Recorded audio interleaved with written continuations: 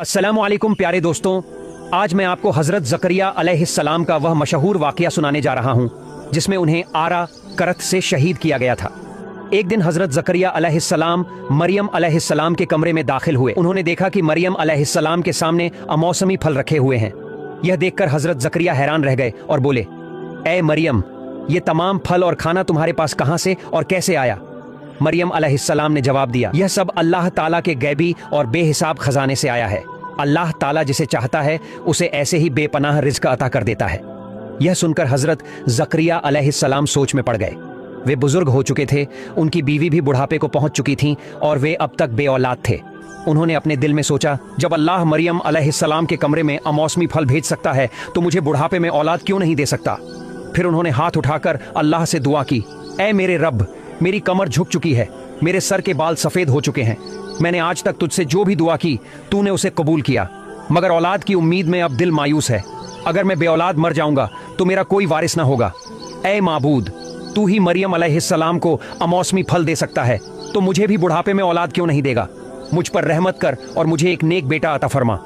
अल्लाह ताला ने उनकी दुआ कबूल कर ली और फरमाया, ऐ ज़करिया, हम तुम्हें एक खुशखबरी देते हैं, तुम्हारे यहाँ एक बेटा पैदा होगा जिसका नाम होगा याहिया। ये सुनकर हजरत ज़करिया अलैहिस्सलाम फिर भी हैरान हुए और बोले, ए माबूद, मैं और मेरी बीवी दोनों बुढ़ापे को पहुंच चुके हैं, ऐसे में हमारे यहाँ बेटा कैसे पैदा होगा। तभी अल्लाह ताला ने हजरत जिब्राइल अलैहिस्सलाम को भेज दिया। जिब्राइल अलैहिस्सलाम हाजिर हुए और बोले, ए अल्लाह के नबी ज़करिया, यह अल्लाह के लिए कोई मुश्किल काम नहीं। तुम सोचो, पहले तुम्हारा तो कोई अस्तित्व ही नहीं था, फिर अल्लाह ने तुम्हें पैदा किया।